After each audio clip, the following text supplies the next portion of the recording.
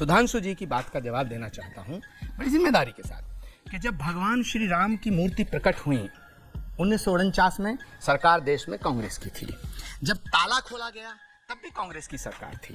जब शिलान्यास हुआ भगवान श्री राम के मंदिर का तब भी कांग्रेस की हुकूमत थी। और 1992 के अंदर जब बाबरी मस्जिद को शहीद किया गया, उन ढांचे को ढाया गया, तब भी कांग्रेस की ही सरकार थी। इसका मतलब है कि भगवान श्री राम के जितने काम किए वो कांग्रेस की सरकार ने किए, और राम के नाम पे जो सरकार बनाई राजनीति की वो इनकी पार्टी। ठीक है सुधांशु त्रिवेदी, इनकी पार्टी। आप लोगों ने राजनीति करी, सब तो यही कर रहे थे। आपने अपनी पॉइंट को बोला, अब 40 सेकंड इनको सुनी, फिर शोएब जमाई। 1949 में जब वहां मूर्तियां प्रकट हुई तब गवर्नर जनरल थे भारत में, सरकार कांग्रेस की थी।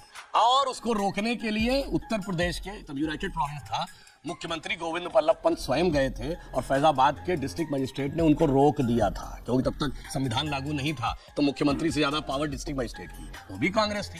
1966 में संतों को, सेवक संतों पर गोली चलवाने वाली भी कांग्रेसी थी। 1976 में जब आर्कियोलॉजिकल सर्वे के एक्सकवेशन में 8 खंबे निकल आए थे तो उसको रोक देने वाली भी कांग्रेस थी। 1988 में जब हम भारत माता एकात्मता रथ चला रहे थे तो वीर बहादुर सिंह सीएम थे, उसे रोकने वाली भी कांग्रेस थी। 1990 में कार सेवकों के हत्यारे मुलायम सिंह की सरकार को समर्थन देकर बचाने वाली भी कांग्रेस थी। 1992 में ये कहने वाले कांग्रेस के प्रधानमंत्री थे कि हम बाबरी मस्जिद दोबारा बनाएंगे, और 2007 में कोर्ट में हलफनामा देके ये कहने वाले कि राम तो काल्पनिक थे, राम सेतु के मुद्दे पे वो भी कांग्रेस थी। मंदिरों में जाते हैं छेड़खानी करने के लिए वो भी कांग्रेस थी। हिंदू आतंकवादी वो भी कांग्रेस थी। इसीलिए कहा गया है अंदर से मैलो ह्यो बाहिर रूप अनेक, नारायण तासो भलो कौआ तन मन एक।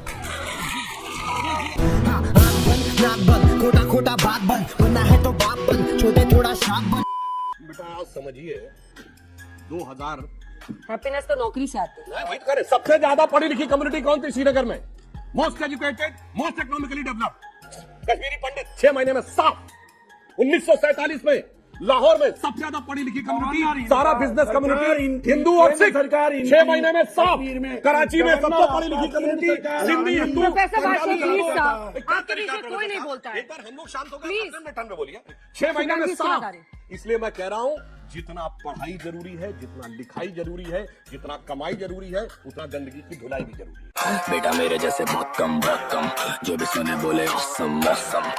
इन्होंने कहा था दीपावली फिजूल खर्ची है। मैं बताता हूं दीपावली करना क्यों आवश्यक। दुनिया का इतिहास भरा पड़ा उस उदाहरण से, भाई भाई को मारकर गद्दी पे बैठा, बेटा बाप को मार के गद्दी पे बैठा। दिवाली उसका प्रतीक है कि 14 वर्ष तक जब भाई गया जंगल में तो दूसरा भाई खड़ाऊ रख के शासन किया, और थाली में खड़ाऊ लेके उसका स्वागत करने को तैयार खड़ा था। वो आदर्श है जो दुनिया के सामने होना चाहिए, ना कि वो कि 4 भाई एक वो भी थे जिसने सुजा मुराद और दारा के रूप में औरंगजेब ने 4 का कत्ल किया और अपने सगे बड़े भाई का सर काट के थाली में अपने बाप के पास भेजा था। आप बताइए आप अपने घर में क्या चाहते हैं?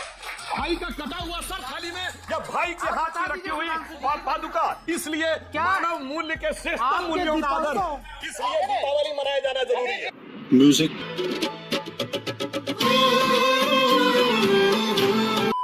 अखंड भारत आप क्या कह रहे हैं? पाकिस्तान, बांग्लादेश, इन तमाम मुल्कों को आप वापस जोड़ लेंगे, ये क्या अखंड भारत की परिकल्पना क्या है? देखिए पहले आपको भारत, अखंडता और संघ तीनों का विषय समझ लीजिए, आपको समझ में आ जाएगा। संघ के दृष्टि में राष्ट्र एक राजनीतिक सत्ता ही नहीं है, सिर्फ जो एक पॉलिटिकल पावर से गवर्न होती है, एक सांस्कृतिक सत्ता है। इसीलिए भारत के राष्ट्रगान में पंजाब, सिंध, गुजरात, मराठा है। सिंध हमारा राजनीतिक सत्ता का अंग नहीं, फिर भी भारत का हिस्सा है। इंडस वैली सिविलाइजेशन का मेजॉरिटी एरिया पाकिस्तान में है, पर पूछिए पाकिस्तान की हिस्ट्री में पढ़ाया जाता है भारत में। ननकाना साहब और करतारपुर साहब दोनों पाकिस्तान में है, भारत की हिस्ट्री में पढ़ाया जाता है। गंधार अफगानिस्तान में है, भारत की हिस्ट्री में पढ़ाया जाता है। इतना ही नहीं, भारत की अखंडता का विस्तार जानते हैं कहां तक था? ये वेस्ट इंडीज कहां है? अमेरिका के पास। वहां के मूल निवासियों कहा जाता है इंडियन, रेड इंडियन। इंडिया वहां तक था। और इंडोनेशिया का अर्थ जानते क्या है? ग्रीक में नीजिया का अर्थ होता द्वीप, इंडोनेशिया मतलब भारतीय द्वीप।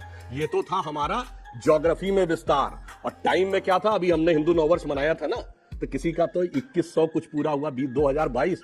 हमारा ब्रह्म संवत 1,97,40,29,124 1.97 बिलियन ईयर्स का स्पेस में अखंडता है। तो टाइम और स्पेस में जो विराटता है, इसे समझिए। अब ये चेतना जग रही है तो हमें बहुत कुछ लड़ने की जरूरत उतनी नहीं पड़ेगी जितनी चेतना स्वतः साकार होते हुए आ जाएगी। और ये मैं एग्जांपल देता हूं, मैं एग्जांपल दे रहा हूं। जिस दिन बलूचिस्तान की बात 15 अगस्त 2016 को प्रधानमंत्री जी ने की, मैं अंग्रेजी चैनल पे था, तो एक बलूच नेता, अहमद मुफ्ती खान नाम था, वो वॉशिंगटन डीसी से जुड़े थे। तो उन्होंने क्या बोला, हम बलूच हैं, हम पाकिस्तानी नहीं हैं। तो पाकिस्तान वाले ने कहा कि पाकिस्तानी नहीं है तो क्या तू हिंदुस्तानी है? इंग्लिश चैनल में हिंदी में बोला। तो जानते हो क्या बोले, हाँ हम हिंदुस्तानी, हम पाकिस्तानी नहीं हैं, हम बलूच हैं और हम हिंगलाज माता की संतान हैं। अब इसके बाद उसने जानते क्या बोला पाकिस्तान वाले ने? जनरल शफकत सईद थे पाकिस्तान वाली तरफ से, चेक कर लीजिएगा जाके यूट्यूब पे। क्या कहता है, अब अबे तबे पे आ गया, कहता अबे हिंगलाज माता क्यों कह रहा, भारत माता क्यों नहीं कह देता? और समझियो बलूच नेता कहता हाँ हम कहते हैं हम बलूच हैं, हम पाकिस्तानी नहीं हैं, हम हिंगलाज माता की संतान हैं और भारत माता की जय। अब बताइए देश कैसे कनेक्ट होता है? क्या बात है सर, क्या बात, ये बात है। अरे सर क्या बात है। कितने लोग मानते हैं कि मंदिर हो या मस्जिद हो, लाउड स्पीकर हटना चाहिए हर जगह से? कितने लोग मानते हैं कि नहीं हटना चाहिए? मुझे लगता है सभी लोग, क्या कोई ऐसा भी है जो मानता है कि लाउड स्पीकर नहीं हटना चाहिए? सब मानते हैं कि लाउड स्पीकर हटना चाहिए। लेकिन सवाल ये बीजेपी पर उठता है कि आपकी नजरों में मुसलमान देश के खटकते हैं, जो आपने उमर अब्दुल्ला साहब की बात सुनी, इसीलिए उनको टारगेट करने के लिए अभी तक तो आप लाउड स्पीकर नहीं हटा रहे थे। ये क्या पहला साल है आपका शासन में? देखिए जहां जहां हाई कोर्ट ने जजमेंट दिए, केरल में दिया था, बंगाल में दिया था, नहीं हटा। महाराष्ट्र में आया था तो हमने कहा हटाइए, उत्तर प्रदेश में हुआ कोर्ट से हटा दिया गया। इसलिए हम ये कह रहे हैं हमने तो ईमानदारी से हटाया, तो सब जगह के हटेंगे। अब हट सब धर्मों के रहे, समस्या जो है मुस्लिम्स को ही लग रही। और जानते क्यों है? यहाँ की विपक्ष की सरकारों ने कितने मजेदार काम किए आपको पता है? सिर्फ मौलवियों को सैलरी नहीं मिलती थी, मुअज्जिन को भी सैलरी मिलती थी जो अजान लगाता है।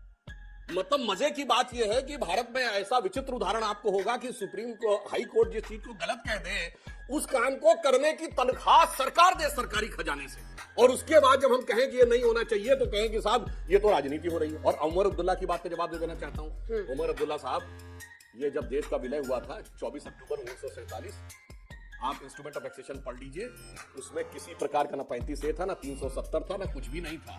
और आप उस स्टेट के हैं जो 2019 अगस्त से पहले सेकुलर नहीं था।